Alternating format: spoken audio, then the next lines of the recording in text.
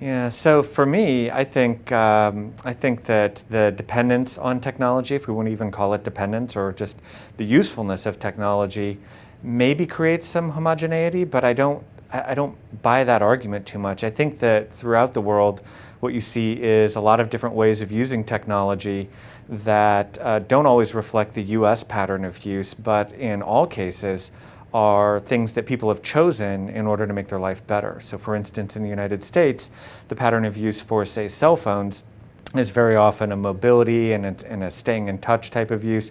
It's a convenience. It's where are my kids? It's where are my colleagues? It's where are my friends? And whether that's by voice or by text, and we see that as probably the predominant pattern of use, but that's not the case in all parts of the world. So in parts of Europe and Asia, your cell phone also serves as a payment mechanism. So you swipe it in front of a vending machine or in front of a a gas pump or a cash register someplace, and that's a payment mechanism, and that's something that we don't do in the United States. Likewise, in parts of Africa, you'll see use of cell phones. In Uganda, for instance, they have a word sente. I'm not sure if I'm pronouncing that right, but the word sente means money, but it also means to pay or as an exchange of cell phone minutes, so that you can transfer money across long distances by buying cell phone minutes someplace, transferring them to somebody else's card, and then they can cash that in either for cell phone minutes or as cash, and then the brokers take a small profit margin off the top of that. Completely different use pattern than we have in the United States, and yet very useful. Likewise, in India, you have people that will view cell phones as a sort of a job creation mechanism. So in the United States, our discarded or broken cell phones, which get replaced for free with one or two or even three different new free cell phones, the broken ones go off into India or China, where they have people who just sit on the street, smash the cell phones open and break the different pieces apart, and then they put together new cell phones that work, and then those get distributed to other parts of the world as refurbished or used cell phones. So, all the different uses for technologies, or in particular with cell phones, the increasing prevalence of the number of cell phones throughout the world doesn't necessarily mean that everyone, the globalization of that technology doesn't necessarily mean the Americanization or the homogenization of a society.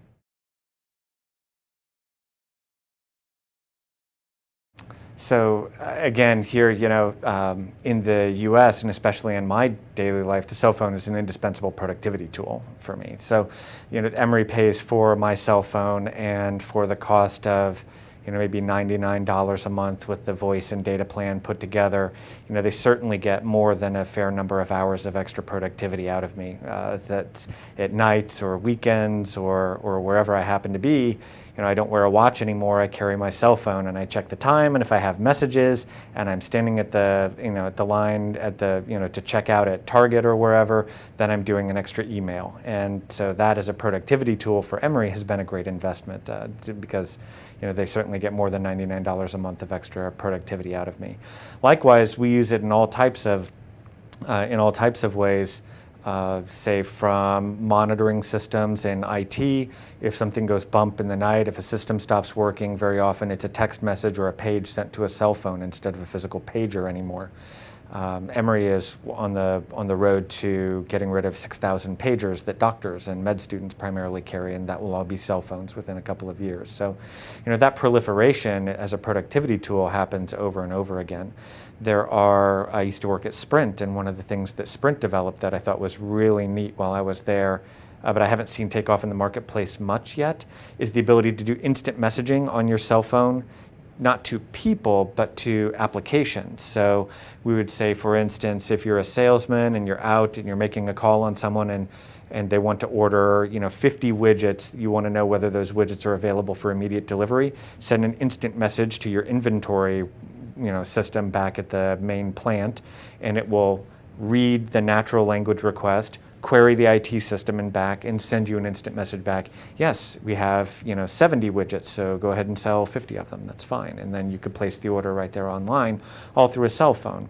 The usage pattern that replaces sometimes is, handwritten order forms stuck in the U.S. mail, and then it travels back over some number of days. So again, the more instant the more instant and the more real time any of the communications are, the more of a productivity tool it is. And then back to the personal life as a parent, I'm interested in, my kids are too young to really wander off too far without me, but there are cell phones now that have the GPS features enabled, and you can draw a box on a map that says if this cell phone travels outside this area, or I think some of them even have, if the cell phone is traveling above this speed, right, then send me a text message. And so as just a part of daily life that wasn't even an option 20 years ago or even 5 years ago, it's a whole new usage pattern, and we'll only see more and more of those develop.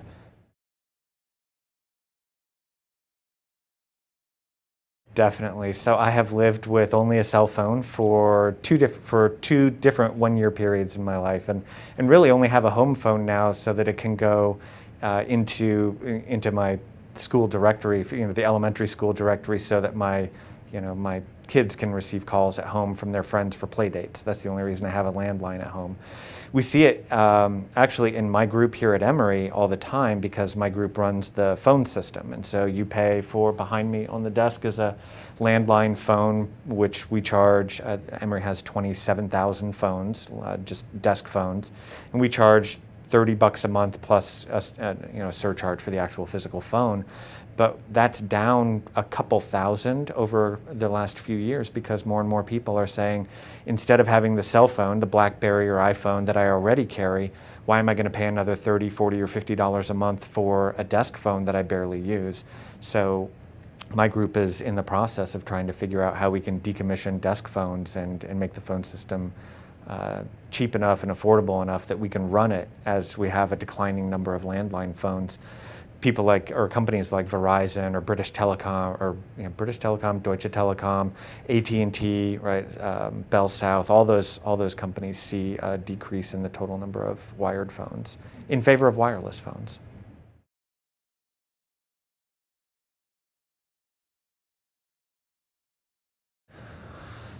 So two questions. As far as international calls, I would say we don't see a lot of long distance generally. So the long-term trend at Emory, and I think throughout the industry, has been a decline in the overall amount of voice calling that goes on. It's been supplemented by email in many cases, web-based systems, whether those are like webinars or slideshows that would go on over or through a web browser, or the rise of things like Vonage or Skype as different applications that would let you make phone calls internationally for free, as opposed to even using a cell phone for a long distance call, which you still have to pay for.